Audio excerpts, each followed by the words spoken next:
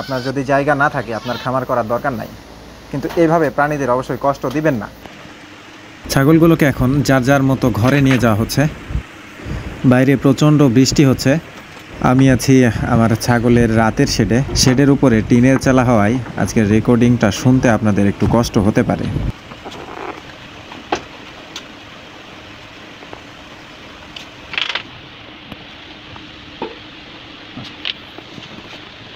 আসসালামু আলাইকুম, welcome to স্বপ্ন এগ্রো। আপনাদের সাথে আছি আমি বোরহানুদ্দিন। তো থাম্বনেল টাইটেল দেখে এতক্ষণে বুঝে গেছেন যে আজকের আলোচনার বিষয় কোনটা। তো আপনাদেরই মধ্যে কমন একটা প্রশ্ন ছিল, আসলে অনেকগুলোই প্রশ্ন আপনারা করেছেন।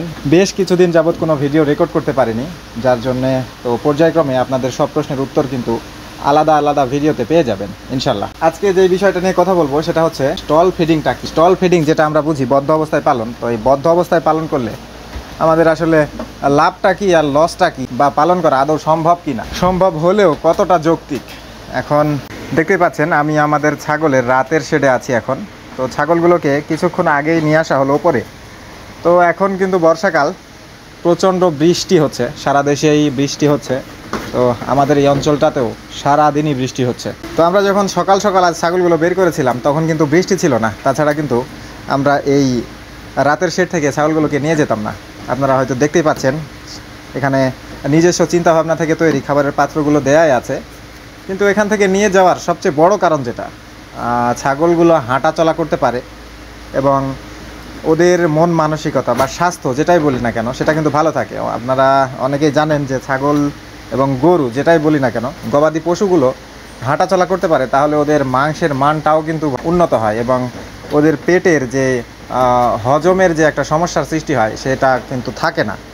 তো যার কারণেই ওদেরকে হাঁটাচলা করতে দিলে একটা বিশেষ সুবিধা পাওয়া যায়। তো আমরা কিন্তু বদ্ধ অবস্থায় পালন করি না।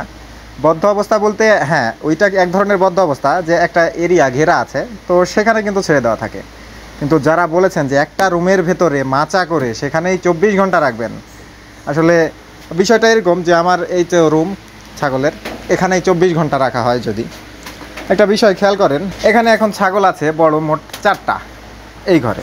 এখন আমি আলাদা আলাদা কী জন্য রাখি, যারা রেগুলার আমার ভিডিও দেখেন তারা হয়তো জানেন।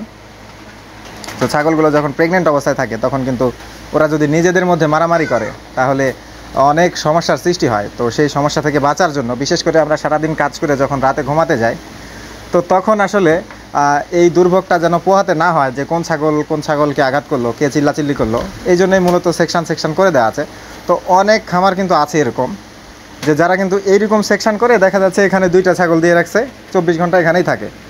কিন্তু এই ক্ষেত্রে আমার যেটা কথা হচ্ছে, আপনারা যারা আমার চিন্তাভাবনা বা আমার কথা শুনতে চেয়েছেন, তো তাদের উদ্দেশ্যে যেটা বলছি, ভাই ছাগল গরুর কথা নাই বলি, আমি ছাগল খামারের মধ্যে আছি, তো ছাগল খামারের কথাই বলি।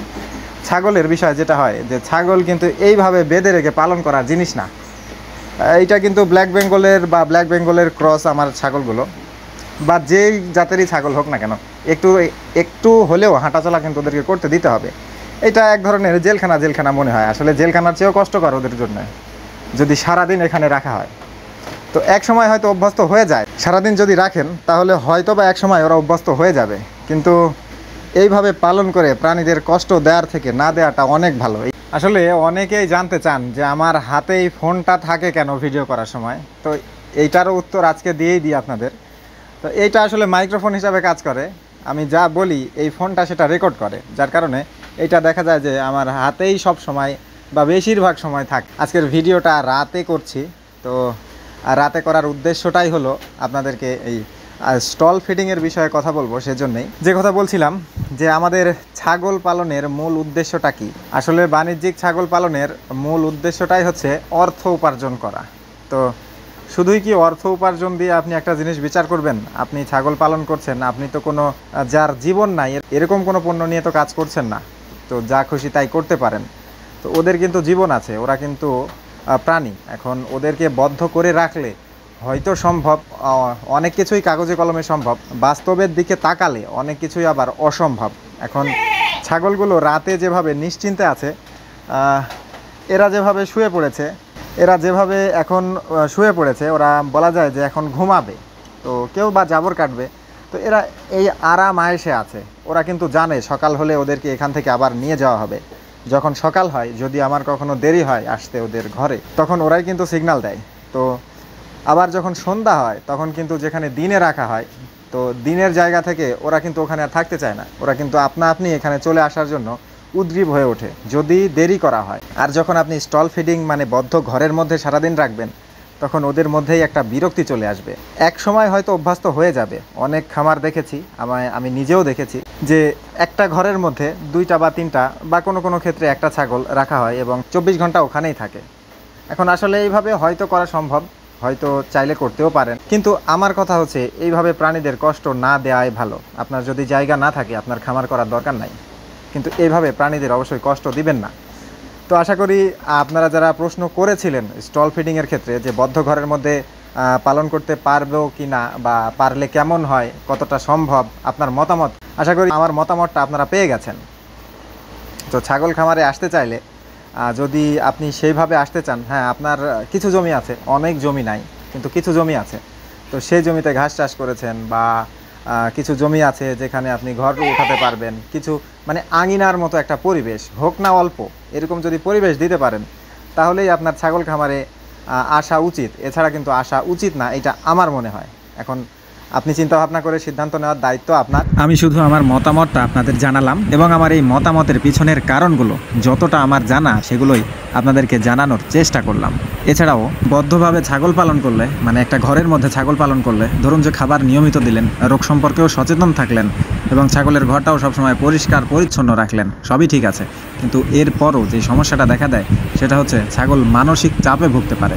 এর বাইরেও ছাগল কিন্তু রোদে যেতে পারে না, সেক্ষেত্রে রোদ থেকে যে উপকারটা পাওয়া যায় সেটা থেকেও কিন্তু ছাগল বঞ্চিত হয়। এছাড়াও দেখা যাচ্ছে ছুটোছুটি বা শারীরিক ব্যায়াম যেটাকে বলা হয়, এই শারীরিক ব্যায়াম না হলে অনেক ক্ষেত্রে ছাগলের মাংসপেশি দুর্বল হয়ে যায়, ফলে উৎপাদনশীলতাও কিন্তু কমে যেতে পারে। তবে বদ্ধভাবে ছাগল পালন করলে অল্প জায়গার মধ্যে বা বাড়ির ছাদে বা যে কোনো জায়গায় ছাগল পালন করা যায়। এর বাইরেও অনেকে আরও অনেক উপকারী দিকের কথা তুলে ধরেন। তো কাগজে কলমে অনেক উপকারী তো দেখা যায়, কিন্তু আমার চোখে উপকার অপকার দেখার চেয়ে ছাগলের মতো একটা প্রাণীকে এরকম জেলখানার ভেতরে পালন করার পক্ষপাতী আমি না। সব দিক বিচার বিশ্লেষণ করে আপনার সিদ্ধান্তটা আপনি নেবেন। আজকের মতো ভিডিওটা এখানেই শেষ করছি। আল্লাহ আপনাদের সবাইকে ভালো রাখুক, সুস্থ রাখুক। আসসালামু আলাইকুম।